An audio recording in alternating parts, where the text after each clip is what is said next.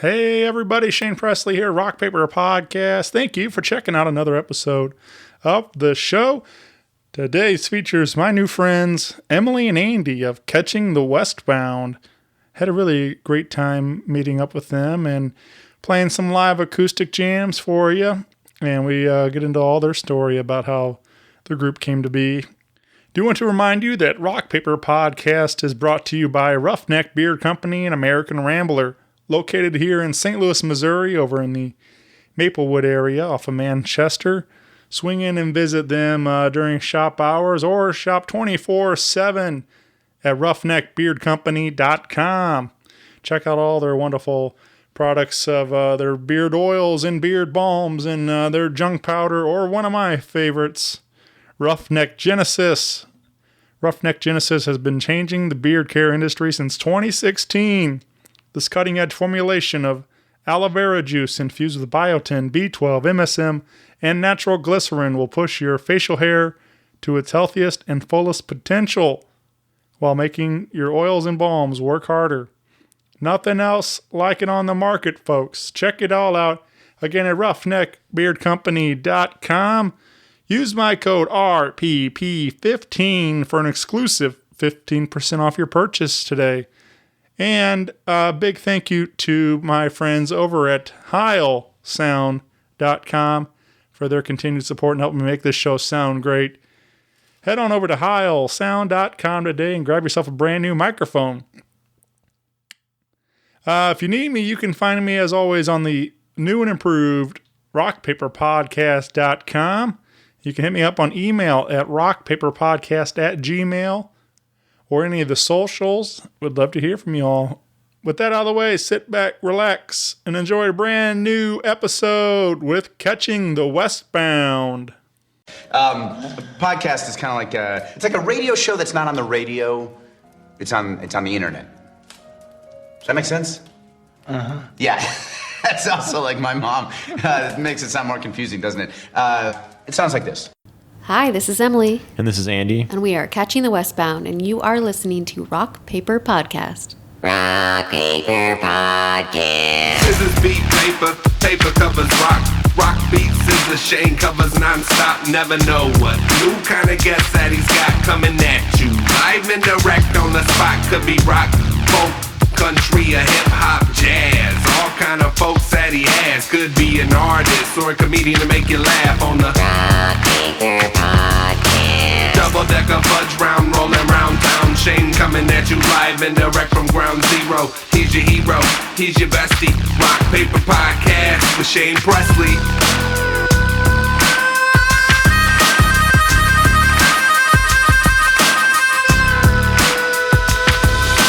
Rock Paper Podcast. Hey everybody, Shane Presley here, Rock Paper Podcast, coming to you from St. Louis, Missouri. Hanging out today with Catching the Westbound. Welcome to the show, everybody. Thank you. Hi, thanks for having us. I'm very glad to be here with you, hanging out here at your home. I guess before we get going too far, both of you want to introduce yourselves for those listening? Yeah, I'm Emily, and this is Andy, or Andrew. I don't know. Andy. Andy. Andy's fine. We do know each other. We've been married for 4 years. We've been playing music together longer than that, maybe 7 now. Yeah. 7 years. All right. And we are Catching the Westbound, St. Louis based.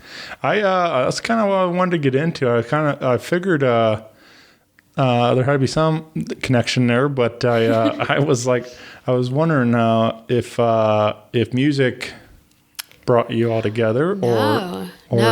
The internet brought us together, Yeah. and then we'd been dating for a couple years. And anytime I would go see Andy at his house, he was messing around on a guitar, and I quickly realized that unless I started participating in that hobby, that this was going to be a short-lived romance. So I tried singing a song with him, and he thought I had a nice voice, and we did that a little bit, and then we wrote some songs, and then we went to an open mic. And so you hadn't been singing prior I didn't grow to up singing. Oh wow. Yeah, I played the piano, which I think is formative, but No, I never sang before. She hums constantly though to herself. It's really annoying. I hum a lot. At work, she doesn't even notice she's doing it, but And then people have to yell at me. yeah.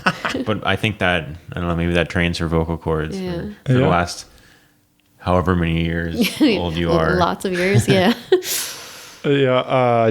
With just humming, like whatever song gets stuck in your head or something. I honestly don't know. I'll walk by and Annie will be like, well, what are you humming? I'm like, I didn't even realize I was humming. So I couldn't even tell you what the tune was. I'm like, is that a Drake song you're just humming? It's very possible. Yeah, I don't know. I would have guessed you that you've been doing this for a long time. To think is kind of crazy to think that you maybe only been singing a few years now. Yeah. I mean, I think music was encouraged in my house. And so playing the piano, I think, is super helpful for anyone who's a budding vocalist. Mm-hmm. But Andy helped me refine, I think, through some Constructive feedback, how I think, maybe I don't enunciate enough. And so he'll push me on that. And when we first started performing, I needed to get closer to the mic and be a little more confident. So he's been helpful because he's been playing music for a long time. He grew up playing in bands. So he was kind of used to being on stage. Yeah. Yeah, I played in rock bands in high school and cover bands in college. And I was mostly a bass player all that time. I always played guitar too. But a year or two before we started the band, I got inspired to focus more on acoustic music and kind of the old-timey country folk stuff. I got really into that. I spent a lot of time really trying to get my acoustic guitar playing up to speed, and that's kind of the time when we met. And she always found me doing that, and I kind of roped her into it. But Yeah. I think it worked out well. Yeah, for sure. I like. We did do some live acoustic stuff here today, and I really enjoy your style of playing. The fact, especially like that you're. You have to fill up a lot of space, being as just the two of you. But you are the way you're able to play bass with your thumb, like with that top string, and kind of fill up some of that. A little bit of more of a bass sound out of your acoustic guitar while you're finger picking on some of the other stuff there. Yeah, and I think that kind of evolved out of our setup here is that when we first started playing, Emily didn't play any stringed instruments, so it was just me on the guitar, and I didn't sing at all when we started. I do some now, but so it was just me on the guitar, Emily on vocals, and to prevent things from sounding too sparse, I try to develop techniques that would kind of fill things out, and it evolved from there. Emily since has picked up the ukulele, and I'm teaching her a little bit of guitar as well. But she's a lefty, although she plays righty. So that's been, I don't know if it's made it more challenging, but it's It's just a different beast playing a stringed instrument than playing an instrument with keys. The layout of a keyboard is much more intuitive to me than on a stringed instrument. But I do have this little taro patch ukulele that's got a couple doubled strings on it that gives a more robust sound. And I'll usually play like half of our songs in a gig on that, and you'll add in vocals. And you do a couple songs by yourself now, so I can take a break. Yeah. And then we've added in the mandolin a little bit, so we do some fiddle tunes on the mandolin and the ukulele, and it's just been a little more, I think, interesting for people who are sitting and listening to us for 3 hours straight. Right. Yeah. But you say you talk about growing up playing piano, but you're not. At least so far, hasn't been any recordings or anything with piano on them. I don't know that I'm a big fan of the piano as an adult. Yeah. I think I grew up in like you need to practice, and it was like pulling teeth to practice. And I would play really old classical songs on the piano, which weren't interesting to me at the time. So I feel like the music theory was really helpful.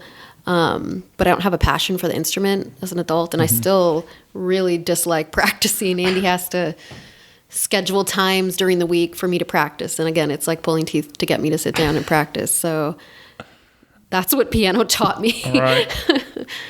Yeah. Yeah. So no, we haven't. We have played a few weddings, and I played keyboard for one of the, I think, Walking the Bride Down the Aisle, I played You learned that song from Up. the song from Up, the cartoon Up. Okay. Yeah, on the keyboard, and we played that. But no, it hasn't. I don't write songs on the piano. I write songs on the ukulele, and Right. it just doesn't come up. Yeah. Well, so everything that we played today, and also the EP, is that all That's all original? original. Mhm. Yeah. So how does songwriting come into it? And as you guys started realizing, hey, there's something happening here. We're enjoying each other's company, and we're having fun playing together. Like, let's. I guess you guys decided, like, we'll start writing a couple of originals. And Yeah. Well, the very first thing we did was, I don't think they do it anymore, but Dogtown used to do the Dogtown Street Musicians Festival every year. It's like the same day as the balloon race in Forest Park. And we kind of made it the goal to play at that. It was kind of a lower pressure thing because it's just, you're playing on the street, people walking by. You don't have like a captive audience there. So we put together some songs for that, mostly like cover songs, some old folk songs. And once we did that, we're like, well, let's try going to an open mic. And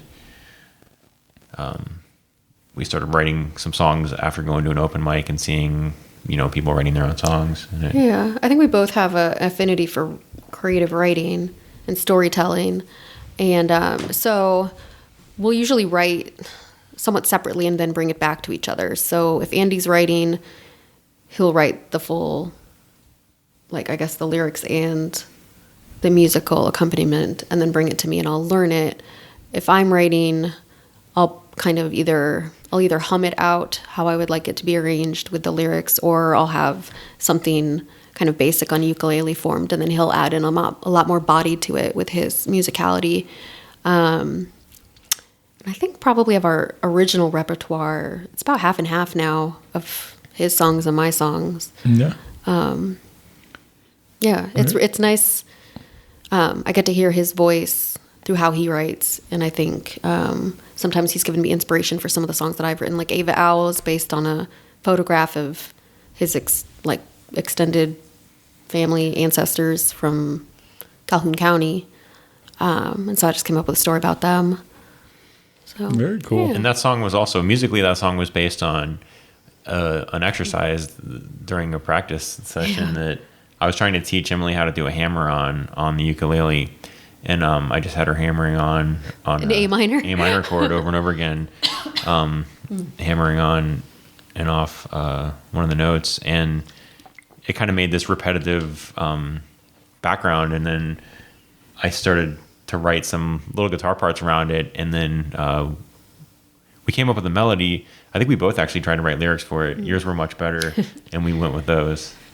But yeah, we do a lot of collaboration back and forth with that kind of stuff. But it's interesting how the songs form separately and then become Right. one thing. Yeah. Yeah, that's very cool. This was a lot of fun. We did a take of Ava Al here at the for the show, and I thought this obviously is the first time hearing these three, the live ones we did, but this was really pretty, and just I like your everything you guys are, the style that you guys play, and like just kind of this. I mean, I enjoy the minimalist type of approach to it. The fact that they're just some simple strings and with the guitar and uke and but it's just like, I don't know, it's really peaceful and stuff to me. It's like, so from the, even from the EP to what we did today, and so I really like it a lot. And this was a fun one for sure. But is this?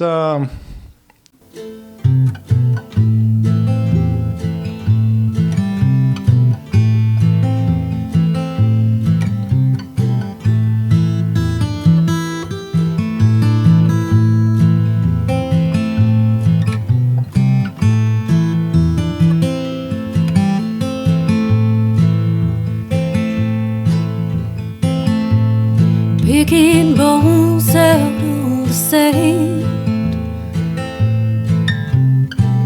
She never loved another man. when they came to hang him high. She cooled him down with his steel eyes, and I never seen her cry till the moment that he died. Rope swinging from that tree like a black cat's tail.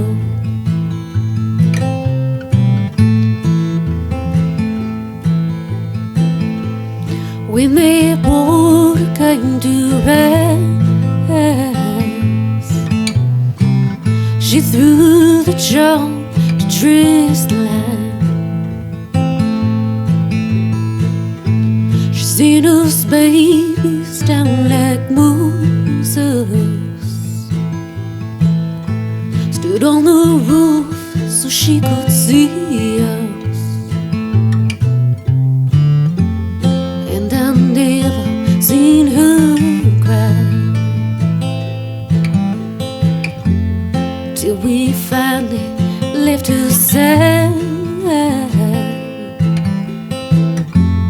Wild tail blowing in the wind like a black cat's tail. They say that house rotted through, and guess my mother did too. Nothing left but salt and timber. Daddy's photo on the dresser, and I never seen her cry. And I didn't see her die. Scrap of her apron around my fingers like a black cat's tail.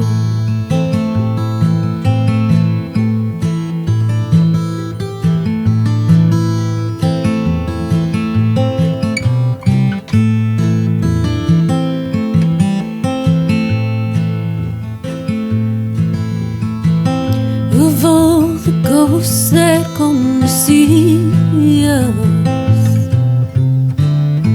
I look for her in every mirror,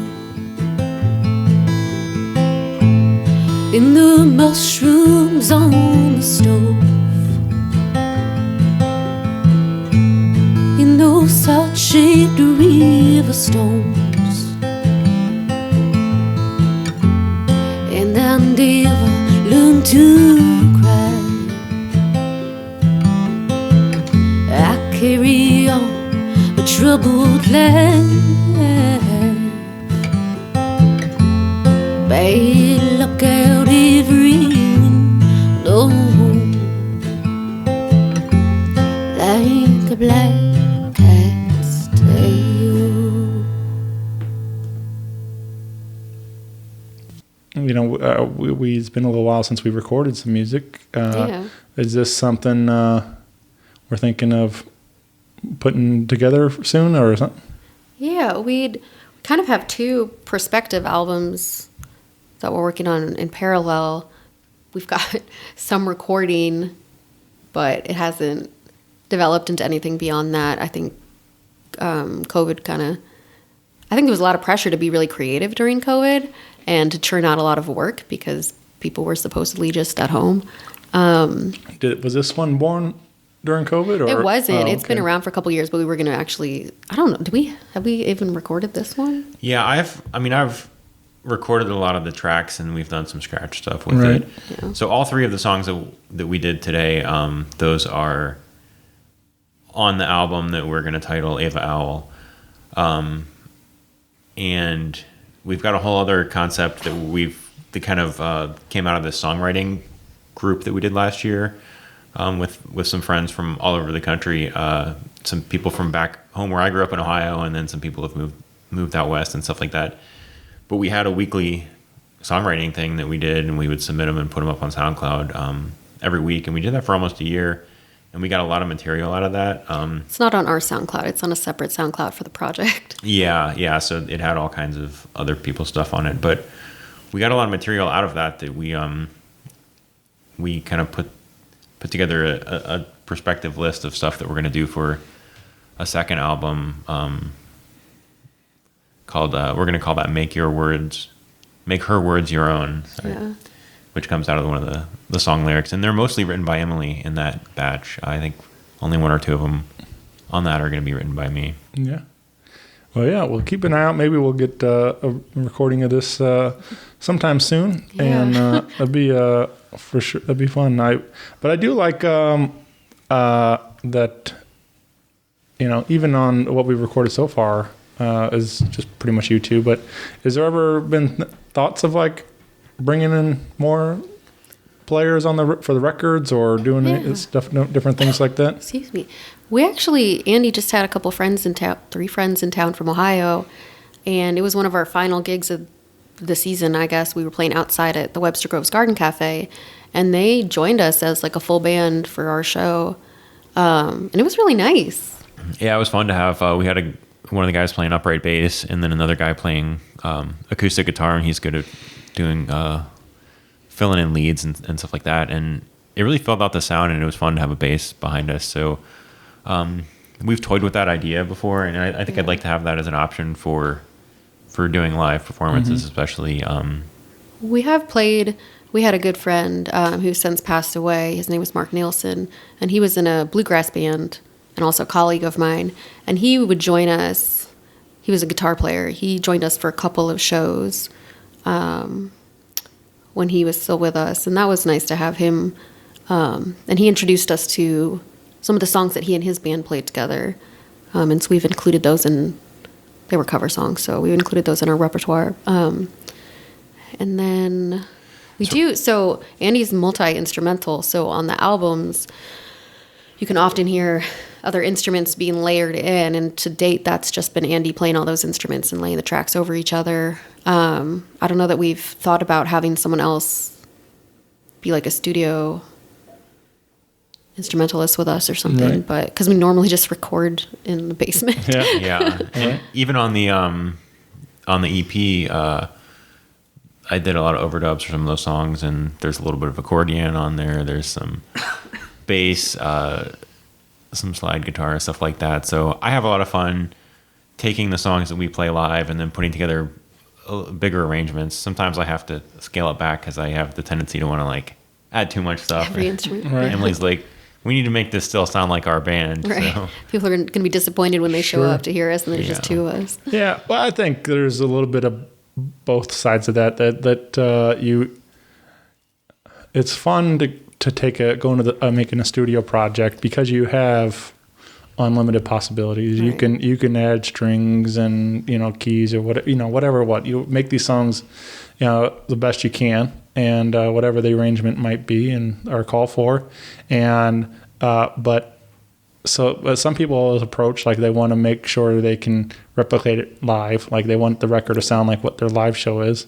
But also sometimes I like when, even if a record sounds one way and I go to see a live show and it sounds completely different, like that's still okay too. Like I like I don't, if I wanted to go see a band and they play the CD exactly the same, like, well, then I could just listen to the CD too, Right. Yeah, that's a Right. good point. So it's kind of nice when you get in something special when you go to a live show, because it is something different than what you've already heard and stuff. So I don't know. There's both, but you don't want, obviously you don't want like some big orchestra when it's just the 2 of you or something, because it's hard to, create. up to that. Yeah. Right. So, no, so I don't know. I think it's fine.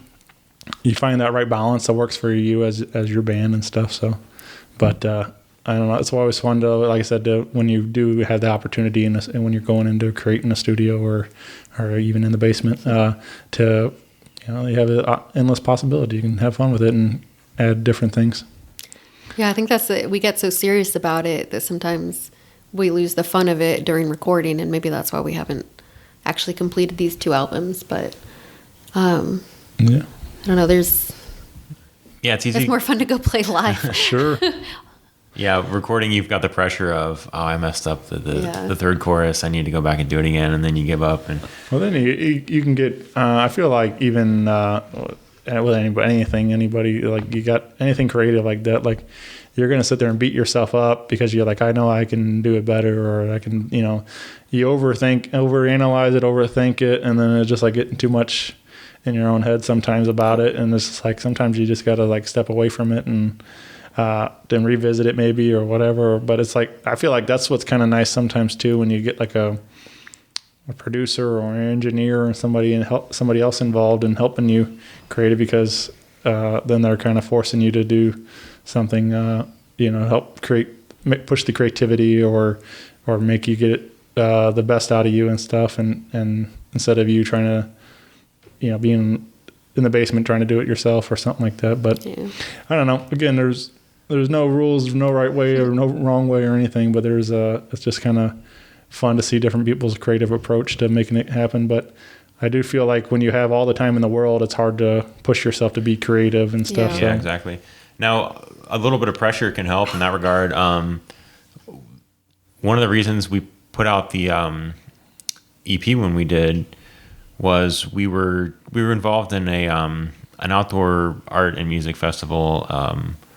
It was over in Midtown, and they got us a promo spot on it on a local TV station, and so we got to play on live TV, which was cool on the morning show on the news. And but they wanted to also include in this art festival, they were giving out gift bags with a bunch of the products from the vendors in it, and they were like, well, can you get us some of your CDs? And we didn't have this thing fully recorded and fully mixed yet, and we're like, all right, we got 2 weeks to get this thing done. So I was down in the basement, I got in gear really quickly, finished the recordings that we already had, polishing them up, and then I was running over to like Office Depot or making my own CDs, printing the labels, and we got like, I don't know, 40 or 80 of these things put together for the gift bags and in a matter of a week or so. Right. So I think, maybe we need a little pressure like that in the future. Someone else can set us a deadline for us. Right. Yeah. When you got to get something done, you can make it happen. For sure. Like you said, when you got all the time in the world, sometimes that works against you. Yeah. Yeah. Well, we do have that EP available wherever you're getting your digital music at today, called No Family at All, and that comes from a lyric in Brother and sister. Brother and Sister. Yeah, there it is. But I picked out a track that I stood out to me in a song called Train Song, and I don't know, I was telling you I was listening to the EP on the way down. Just kind of always like to.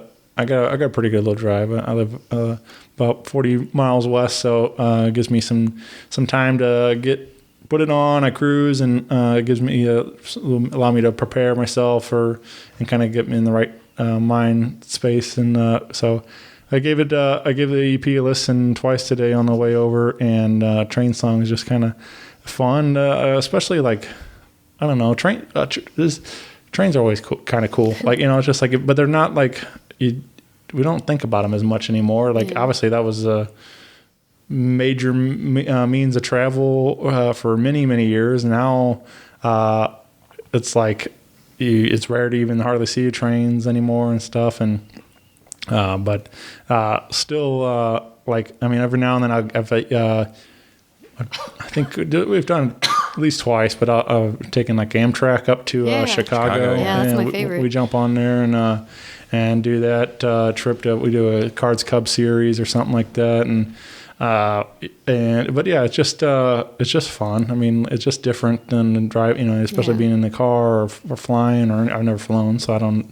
Well, commercially, I've had My friend had a private, like, personal 8-seater plane that. Those are more fun anyway because they're scarier. Oh yeah, right. Yeah, but so anyway, I feel like there's listening to Train Song kind of puts me in that space, like where I thinking about more trains and stuff, and like we work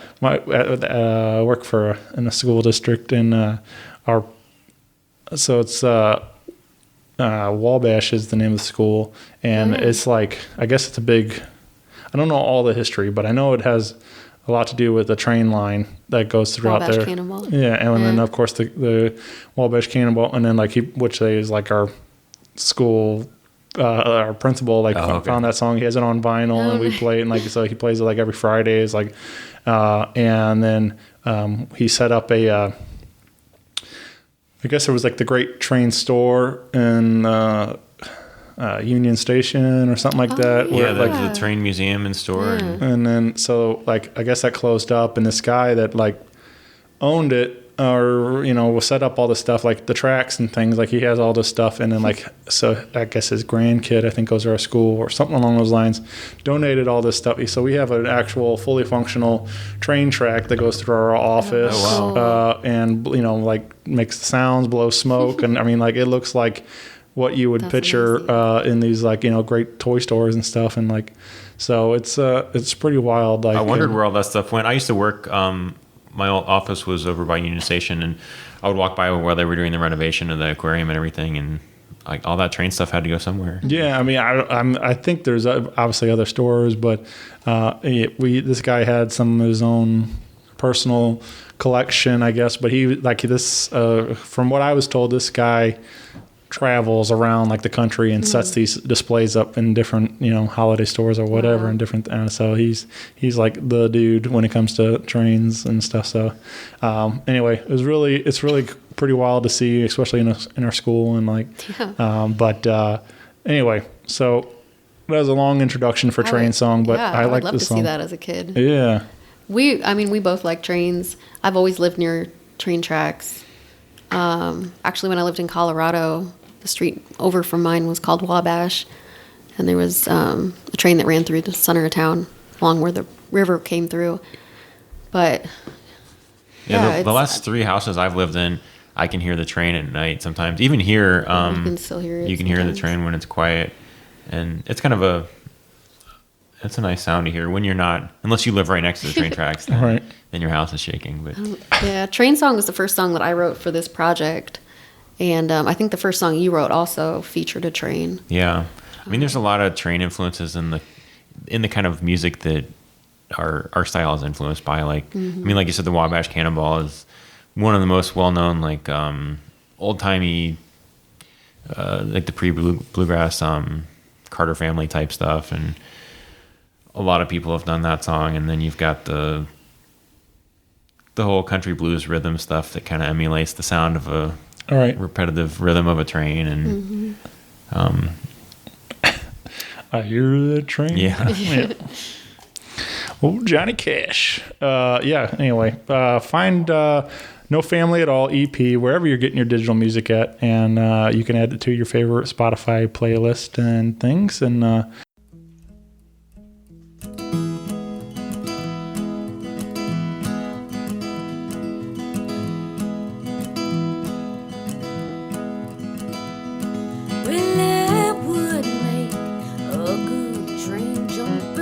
I got strong legs and a sense of adventure. My mama was all state both altar. Ooh, that was so long. Ooh, you know I gotta go. I'll do my yoga on top of a box top, seeing my love for 100 different postcards. That road walk on tracks down at the freight yard.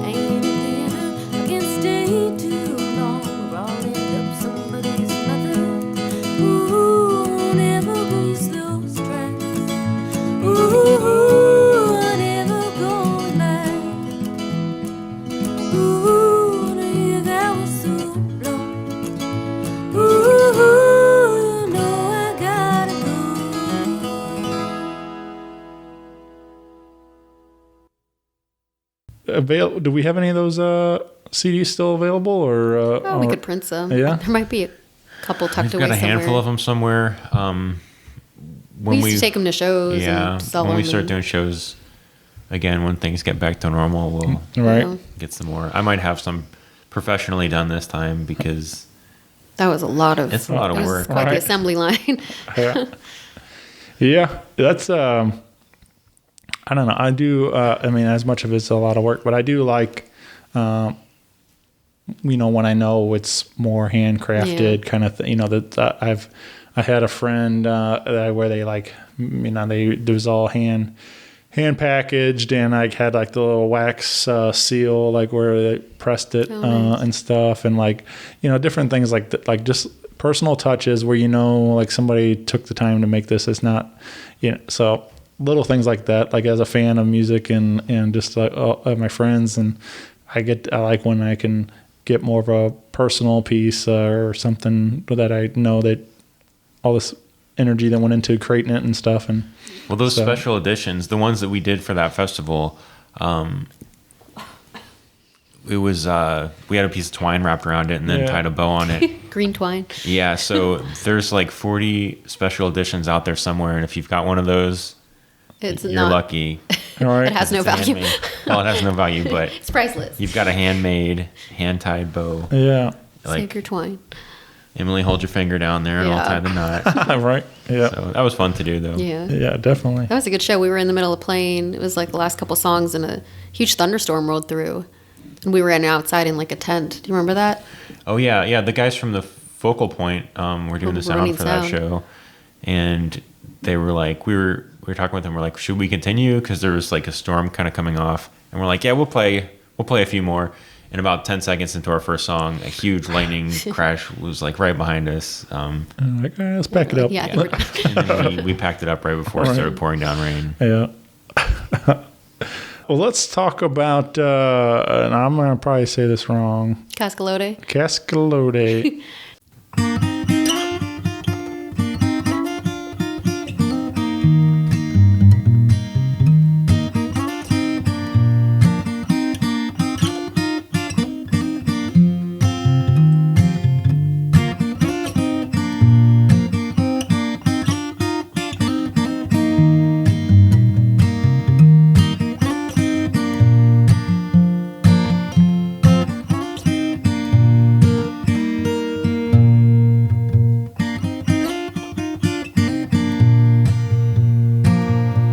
A traveler once told me, wherever you go, you will find yourself there.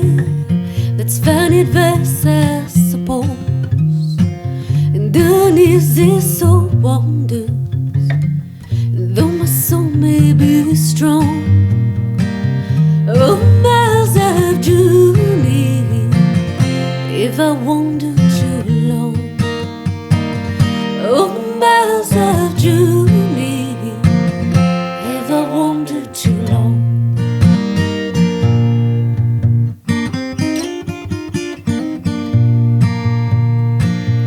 When I get a little older and I need some rest, or if it doesn't work out here, maybe I'll head back west, back to my home, where my family knows, back to the state where the Cascalode grows, back to the state where the Cascalode grows.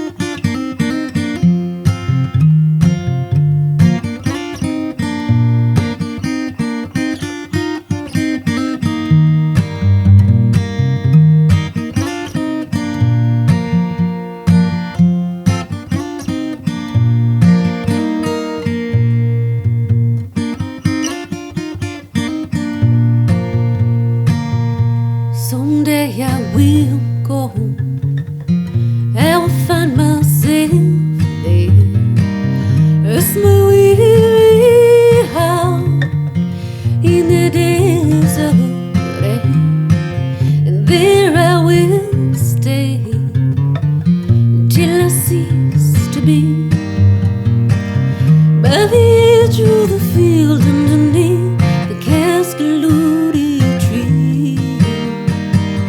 By the edge of the field underneath the Cascalootie tree.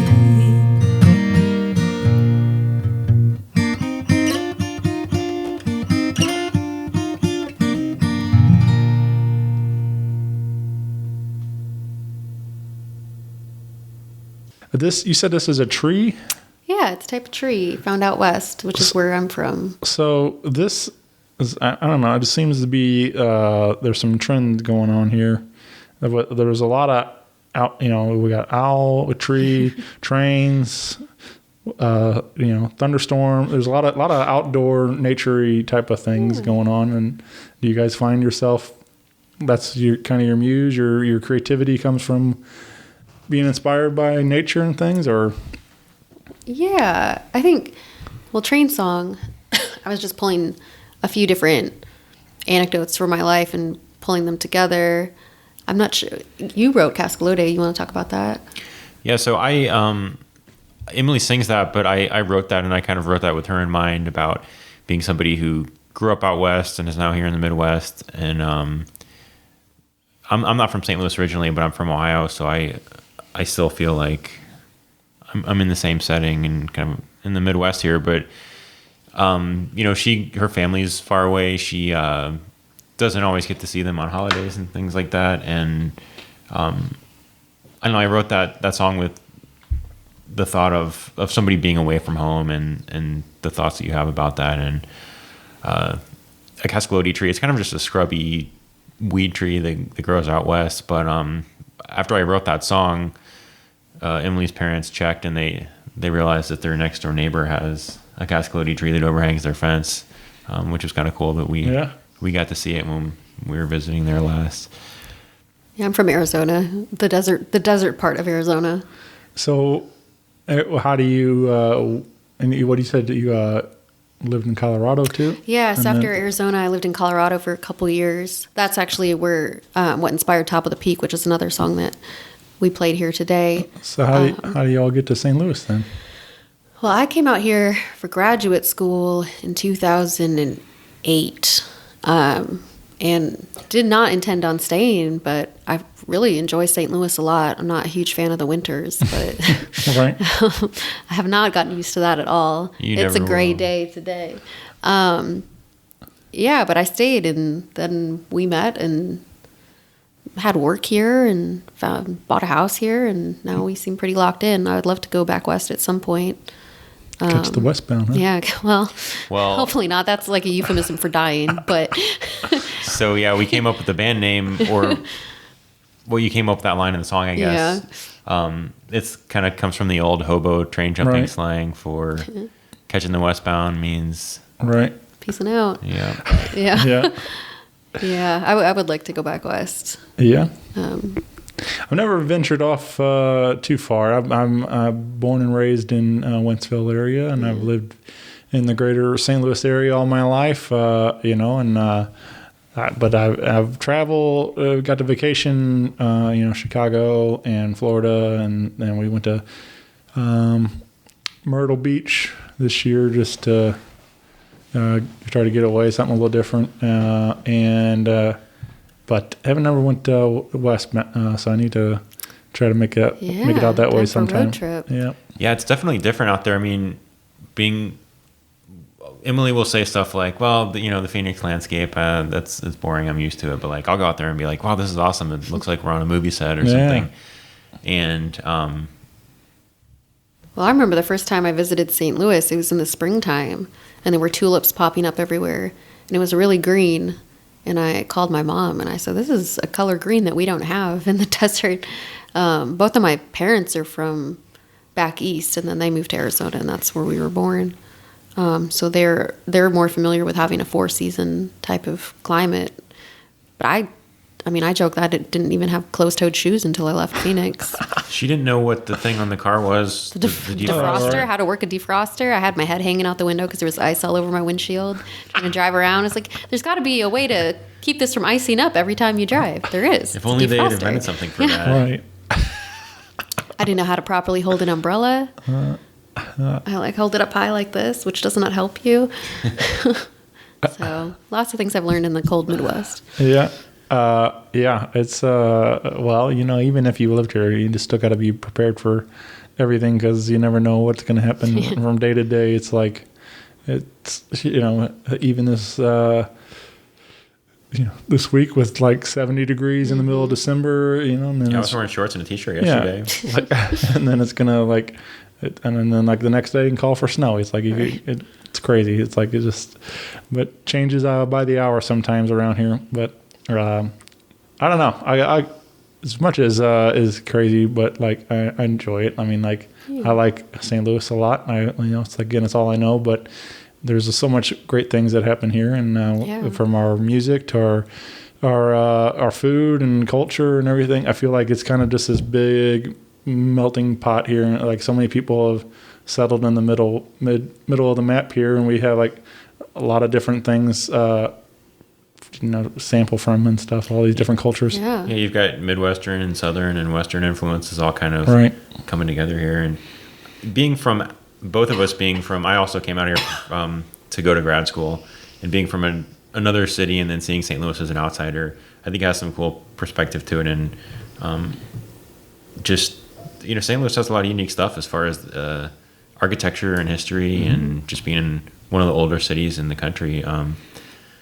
I think that it makes for a whole lot of cool music venues in all these old historic parts of town, and interesting locations, interesting little storefronts and bars and stuff. Yeah, definitely. We've just met the nicest people, both in the music scene and just in our regular lives.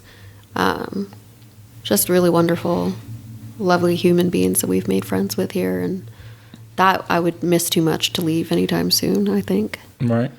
Yeah, I mean, I don't have anything to compare it to, but just hearing stories from friends in other cities, you know, and they travel here and play, you know, a gig or whatever, or get to stay here for a little while and things. Well, they were like, yeah, it's not this way in other cities. Like they don't have. It seems there's a lot of people that are very supportive, and there's, you know, more of a communal sense and stuff, and like some more other cities are more, you know, very independent and kind of cutthroat sometimes, even like where people, you know, look out for themselves in a sit, you know, they don't get to collaborate or, you know, even go watch other bands or support other bands and things. And so, but I feel like we have a lot of really wonderful things here where people genuinely want to help and support other people. And Yeah, that's what we found from playing all these years, that other bands, other musicians, or people in this little industry in town have been wildly supportive and nothing but helpful, and just really nice, and it's not competitive, it's supportive. right. Yeah, it's a good sized town that there's during, you know, normal times there's lots of gigs available, but it's not somewhere like Nashville where you're competing for all these spots versus pro level musicians, and you know, everybody here's there's a lot of talent here, but there's also a lot of support, and, you know, we'll reach out to other bands, get in contact with them, and book shows with them, and it's been good. Yeah. You said one of your favorite little spots here is the garden. Oh yeah, Garden Cafe. You get to play there quite a bit, you said? Yeah, so Webster Grove's Garden Cafe, it's owned by another musician. He and his wife took it over a couple years ago, and transformed it, I'd say. I mean, they transformed the hours that it's open and kind of the offerings, but one of the main things he wanted to do was bring live music as an element to it. So he's got a number of groups regularly booked, and we had a monthly gig going, and then COVID. But they were able, there's an outdoor stage in the back and a little area in the front, so they were able to keep live music going during the good weather, at least. I think it's only been a couple weeks now that they've stopped music altogether up there, since it's probably too cold. But it's been nice to have that in Webster Grove's, a coffee shop that's an alternative to the Starbucks, and that's so supportive of musicians over here in this little part, since we're not in the city anymore. Yeah, so there's kind of a hub of local musicians with within just like the Webster Groves area. I mean, people from all over play there, but I feel like we've kind of got this go-to spot that we can go, and we know a lot of the people there, and you see the same faces, and it's been really fun, and it's been good for us to have somewhere right down the street that we can go and just participate in the open mic or watching some of our friends play these evening shows, and it's been good to see some live music during COVID. It's nice to have a standing gig like that because we can do new things or experiment there, and then if we have other gigs lined up that are maybe shorter or they're all original shows or something like that, then we've kept up and our creativity and our skill level so we can go play those other shows. And yeah, like Andy said, it's nice because we kind of see the same faces every time that we go and play at that cafe, and it's helped us feel a little more connected to the Webster Groves community because we've only been in here for 4 years, about like 4.5. And again, neither of us are from here. And it's, I mean, I don't know if you can tell, our street's pretty sleepy. It's mostly older folks on this street that keep to themselves. So we don't have a lot of neighbor interaction. So this has been helpful, I think. Yeah, definitely. Well, let's drop in one more live one we did. And this is a song called Top of the Peak. Mm-hmm. And I really dig this one. Like, I don't know if for me, I don't know if I think it would be fun to apply myself someday and actually do it. But like, I hear songs like this, especially kind of more bare bones, just acoustic guitar and just some of the rhythm and melodies and things that you get to play with.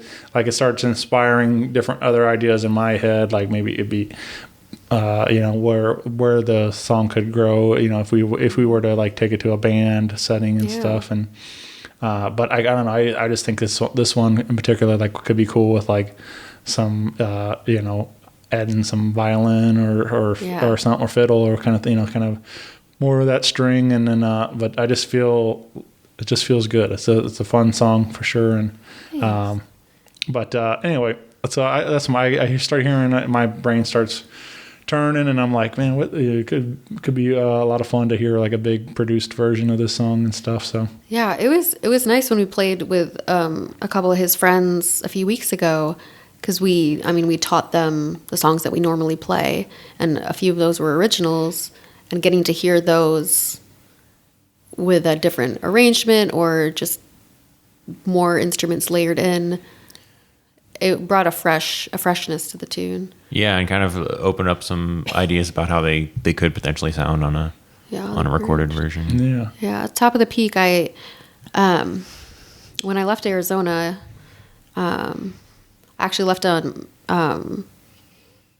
right after my college graduation and drove up to Colorado without much of a plan in place, and landed in Colorado Springs, which there was a lot of gold rush activity there, and there's a street there that has all these giant mansions that were the gold rush millionaires, and they call it Millionaire Mile, and a lot of them have been chopped up into little apartments, and I was up on the second floor of a Millionaire Mile mansion, and that's what inspired this song, Top of the Peak, because there's a 14,000 foot mountain out the window, Pikes Peak. Yeah.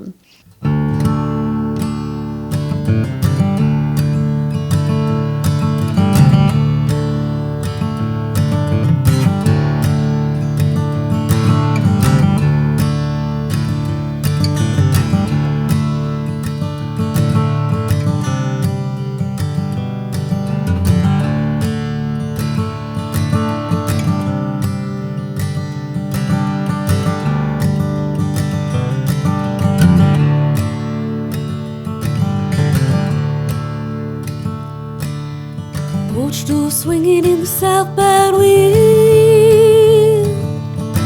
lived all my money for my wife and kid. I'm gonna chase that song 3 times around,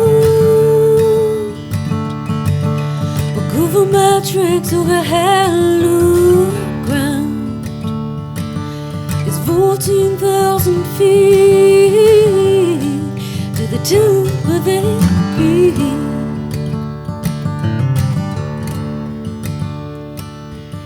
ain't no gold in the riverbed. And soak my feet and I rest my head. Bad boy Jimmy, when he pulled his gun, took him down like all the other ones. It's 14,000 feet to the top of that peak.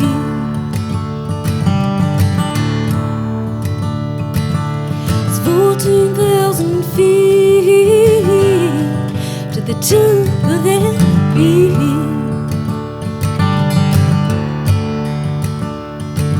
I can't go home with empty hands. My woman found another man. He got my baby sitting on his knee, spending my money on cheap whiskey. Take me out to the mountain high, only God Lord knows when I.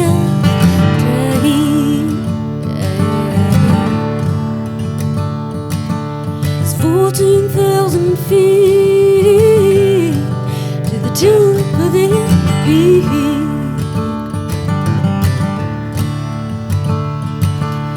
Take me out to the mountain high, Luna live, Luna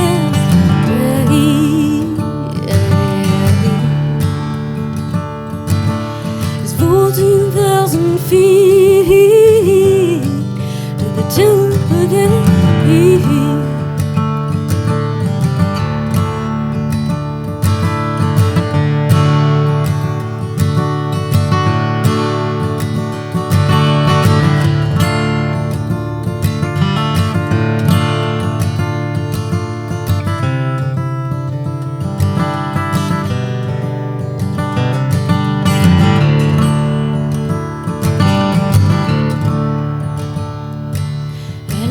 Down in the belly of a storm, surrounded by everything I own.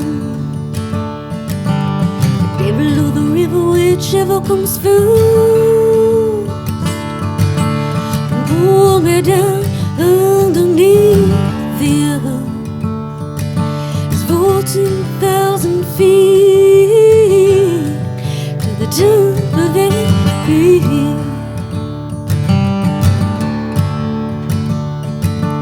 It's 14,000 feet to the top of that peak.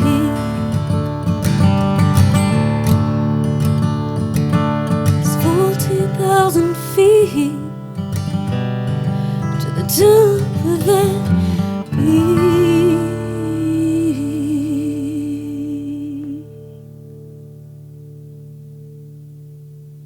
But yeah, I do think we're inspired a lot by nature. To your earlier question, I think you'll find lots of themes of the natural world in the music that we write. There's a song that we were doing during that songwriting project that's about a fox and a foxhound that fall in love.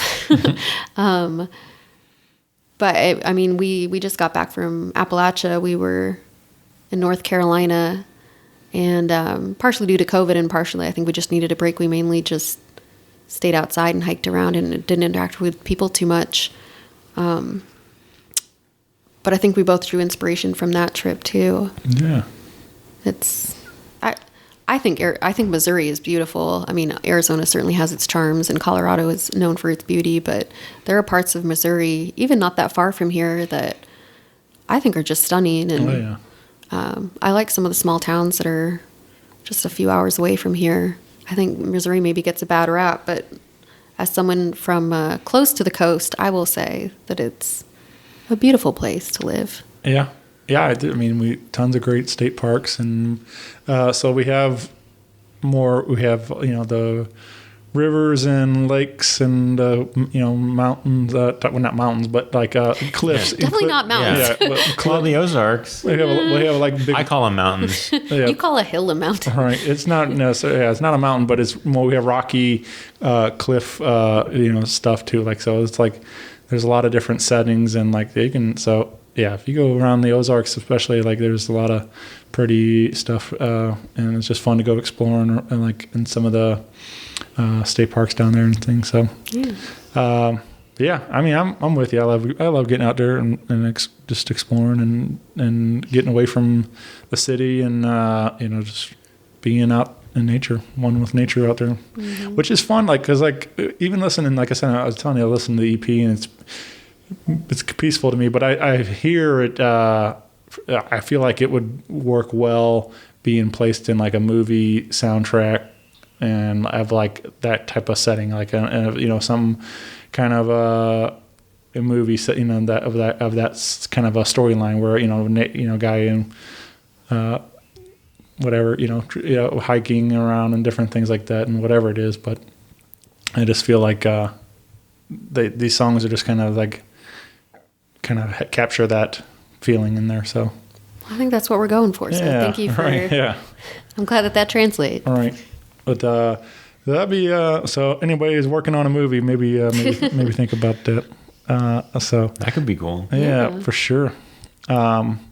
Well, you can find all things Catching the Westbound on Facebook, Twitter, and Instagram. Hopefully maybe we'll get that Instagram activity. Yeah, we up. had this discussion earlier about everybody always asks us what our Instagram is, and we've been using Facebook and Twitter a lot, and we have the Instagram, but we're going to start using that more. So. I'm a prolific tweeter from our Twitter account.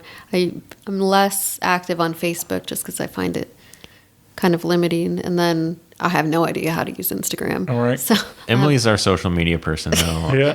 which I do a poor job at. But She's mostly tweeting out pictures of like dogs and stuff dogs about and coffee. soccer and coffee. Soccer. And Hey, that's all the hits right there.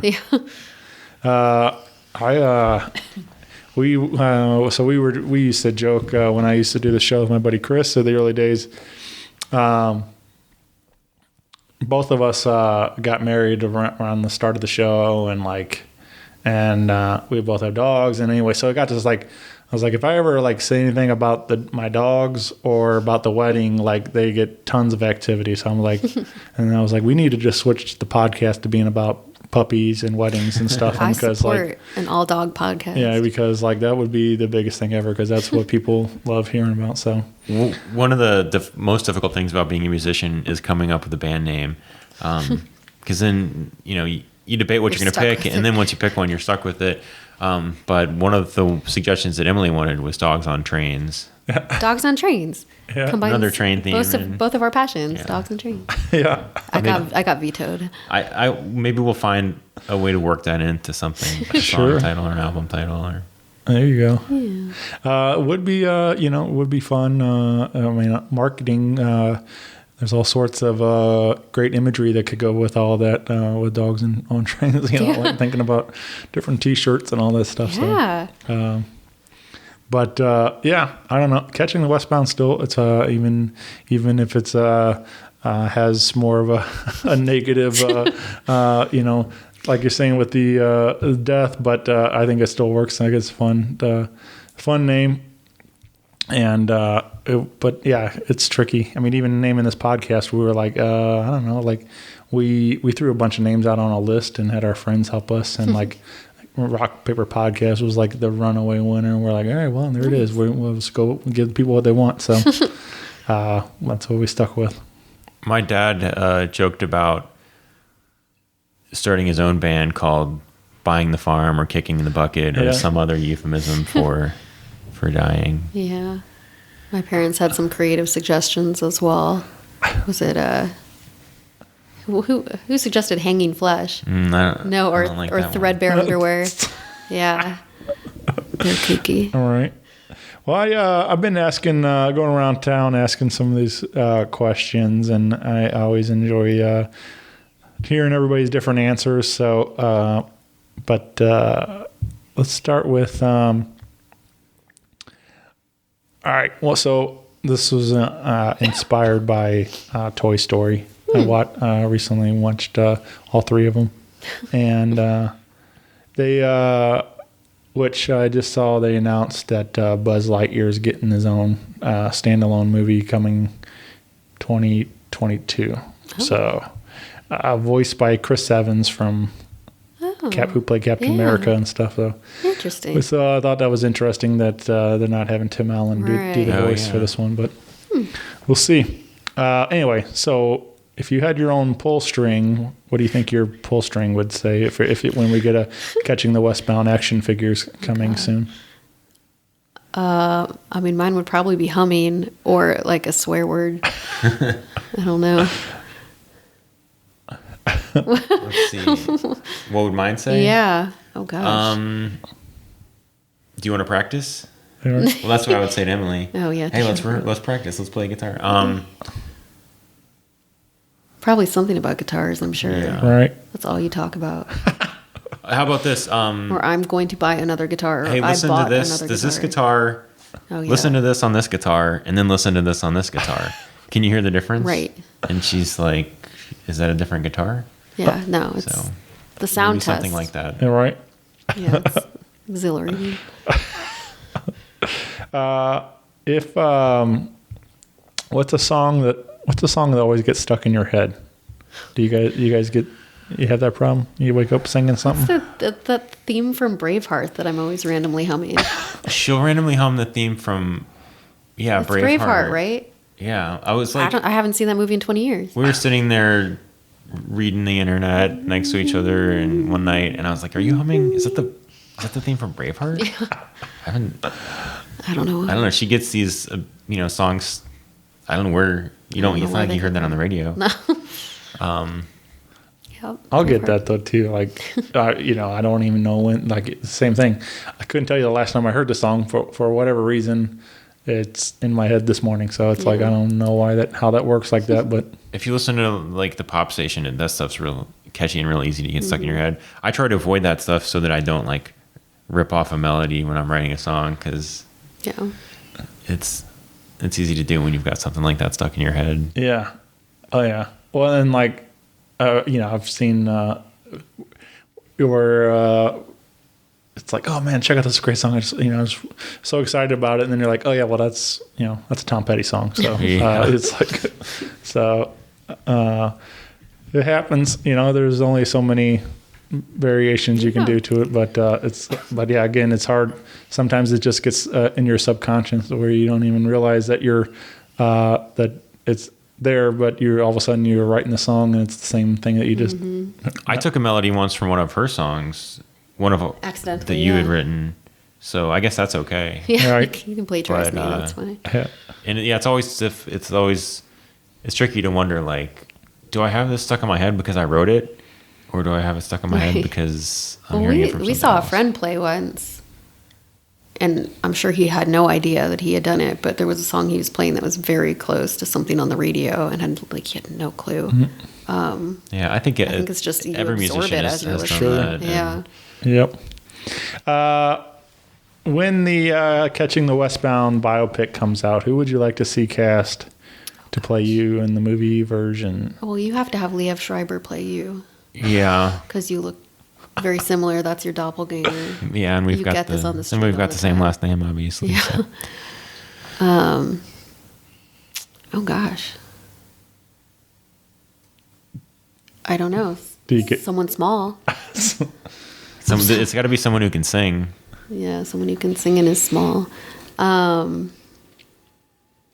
mean, I really like Rachel McAdams. I don't know what her singing voice is like. Oh, she just did that Will Ferrell movie where they sing in the Eurovision. Oh, that Eurovision? Which I haven't seen, but I'm sure is great because she's lovely. Yeah. So. Rachel McAdams and Liev Schreiber starring in Catching the Westbound. There you go.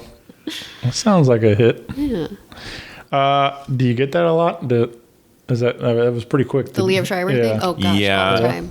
Ever since he was in Scream, even when I was a young, I don't know, teenager or whatever, when that came out, people have asked me if I'm related to him, especially when they hear my last Right. name.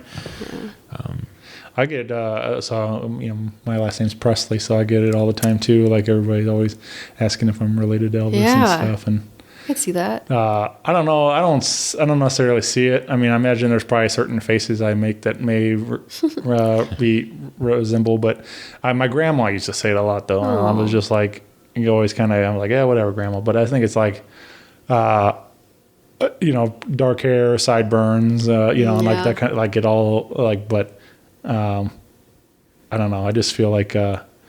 I get it a lot though, and I'm always just like, well, I'm not close enough to get any of the money, so I'm not. Yeah.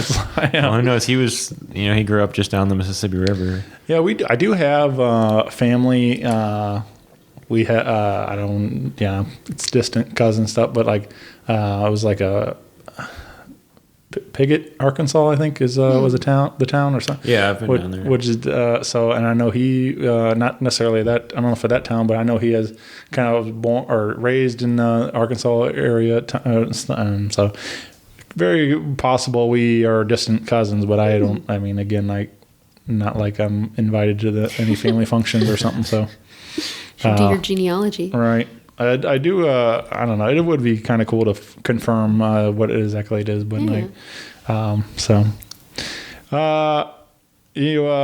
let's see. Speaking of movies, is there a movie or TV show you wish you were in?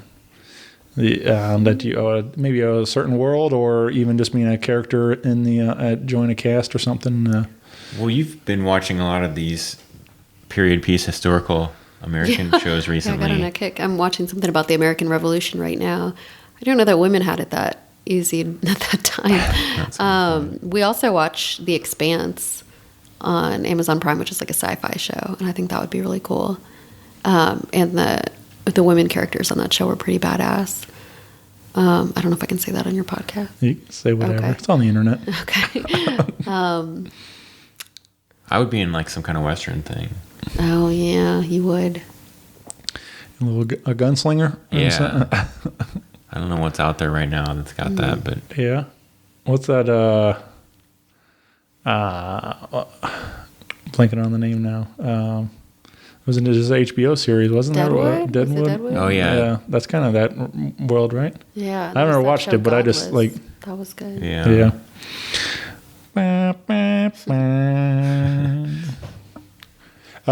What's a dream duet or collaboration you would love to see for the group?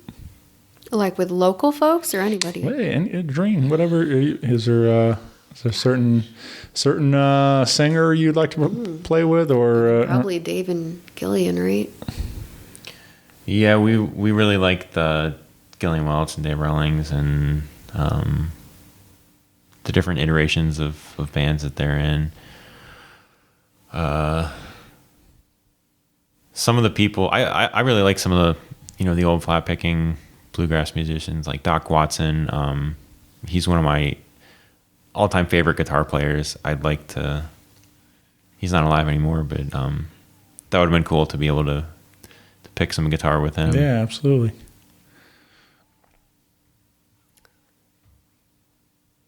What about your pop musicians? Pop musicians. She was just listening to the new Taylor surprise Swift. Taylor Swift last night. Yeah. I do hold a special place in my heart for Taylor Swift. No, I think it would be like a Kathleen Edwards or a Tift Merritt or like a Shannon McNally, somebody who's like a woman singer-songwriter with a folk flair. I think Kathleen Edwards owns her own coffee shop somewhere up north. Is she Canadian? I think so, yeah. And I would love to go just like have a coffee in her coffee shop. Yeah.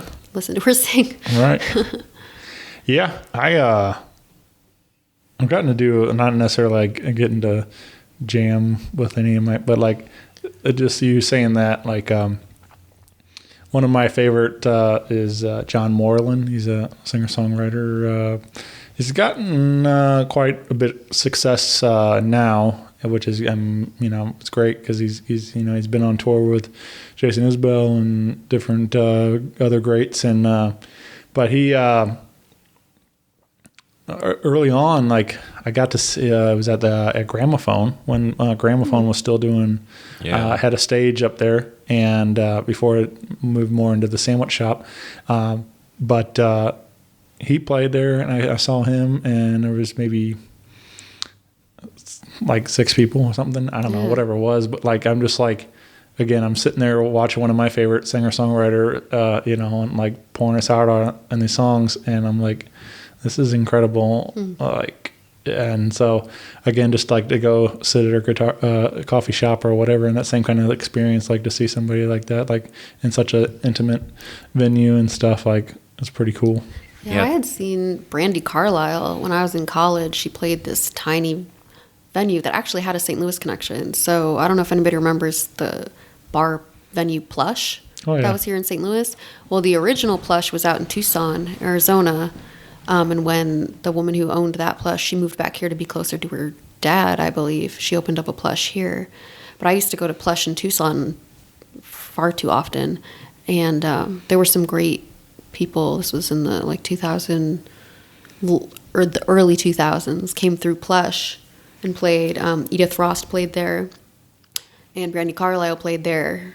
Really small little venue, and that was obviously that was a long time ago. And now she's finally getting the success that she deserves. So it's been cool to see a few people before they got big. Yeah, well, yeah, she's her career took off now. Like, yeah, she's been finally, doing really well. I'm really glad. Yeah, that's fun at some of those little venues. Like we've been to shows at Off Broadway where it's small enough in there you get to like talk to the musician afterwards, buy their album, introduce yourself. Yeah, that's always really cool. Yeah, that's one of my favorite spots in town for sure. Great room. All right, let's. What's a song you wish you wrote? Is there anything in particular you feel really connected with that you're like, man, I wish I would have. This would have been mine. I mean, my favorite lyrical song of all time is "A Case of You" by Joni Mitchell. But I don't think that could be anyone else's song but hers. What about you?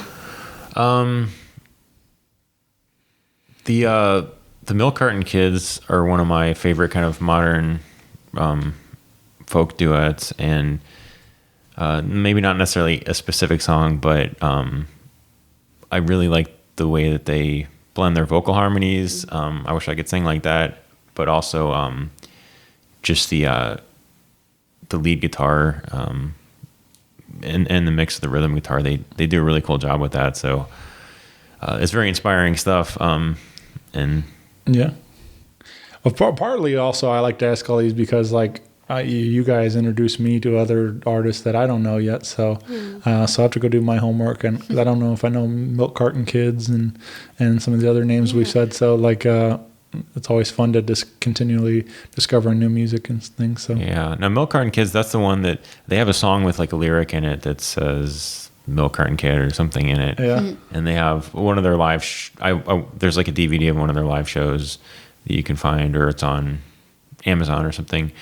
And I think they describe how they got that name. But we were talking about that before the podcast about bands that reference their own name in some of their songs. Yeah. They've been here a few times. We've seen them at the Sheldon. The Sheldon, yeah. yeah. Another great. That's a great spot of St. Louis. People who, anybody who comes to the Sheldon, you always hear them say like how great it sounds to be on the stage there. So it must be a really cool place to play up on stage. But because of that, they bring in a lot of acts that don't stop other places in towns the size of St. Louis. One of the best nights of my life was in that room. I got to see Amos Lee on that stage, and he it was unreal. Like he there was one part in particular, which in that room, I don't know any of the history of the room, if it was originally that or it was just designed that way. But it's like the acoustics in it are set for like a speaking hall, kind of like where it was designed for the someone to speak without amplification and stuff. And so it lends itself so well to that. And so there was a part in Amos's show where he, and I have it on video, I filmed a little piece of it where he steps off the microphone and just sings out to the crowd. And he's not like trying to belt, it's just, but everybody was silent, and his voice carried so beautifully in that room, and it was a really powerful thing. Like just again, no microphones, no amplification, just so it was really cool. But that's it's a really special room over there. Yeah, that's a great place, and some of the best shows that probably we'll ever see. We've seen there. Yep. But and of course, it's also, for me, it's fun to compare, like, as a fan of Amos, and like in that, so I have that moment, but then I've got to see him like full electric with the band and everything, and even in that show, like I was at the pageant where he's doing this, but he also, there's parts of his along his set where he'll strip it down to where like they were doing like a single mic record performance and stuff with the like unplugged and kind of thing, like with the band almost like bluegrass type of picking and stuff into around one microphone like that, and so like it's always kind of fun to see the dynamics in a show like as it evolve and stuff, and so but it's cool to see that both ways, like we were talking about earlier about embellishing a song and putting it out on an album, but then seeing it go the other way of being familiar with a song like that and hearing just the bare bones of it is an experience as well. Yeah, for sure. Well, very cool. This has been an incredible day. I'm really glad that we were able to make this work today, and getting to hang out and getting to know you two a little better, and getting to learn more of your new music that we got. Hopefully, like I said, we're working on some projects, and hopefully these will be available soon. And we'll coming in the new year and stuff. So, but I guess so. You thinking all those three we played today might appear on those new projects, right? That's the plan. Yeah, I mean those are going to be on the Ava Owl project for sure. I don't know which one we're going to release first, but we got to release something in 2021. It's going to happen. Yeah. Anytime I call my parents, that's one of the first things they say.